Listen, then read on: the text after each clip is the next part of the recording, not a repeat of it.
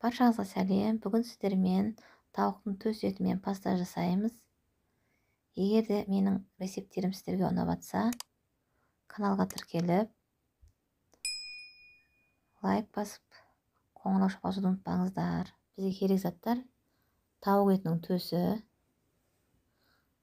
4 бас пияз, цветной болгарскийден жарты-жартыдан, сосын домашний соус, бұрыш, тұз, бір сәбіз керек. Осылардан турап аламыз. Бірінші тауық етін турап алам.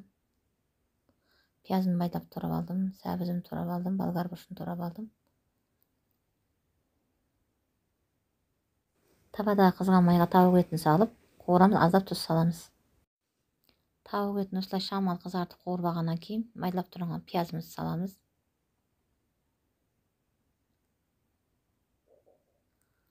Оны да араластырып қуырып болғаннан кейін сәбізімізді саламыз. Сәбізден соң жаңадан үй жағдайында жасалған томатный соусымызды саламыз. Осылай бәрі шамалы қуырғаннан кейін ең соңынан болгар бұрышын саламыз. Оны қатты қуырмаймыз. Қайнап тұрған суға спагеттиді салып қайнатып алам.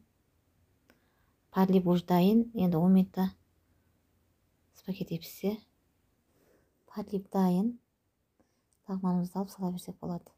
Спагеттиімізді тарелкаға салып аламыз да.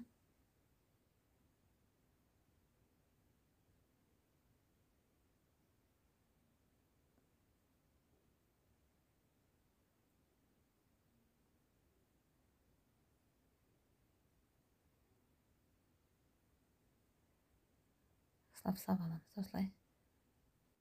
Спагеттидің үстіне подлив саламыз.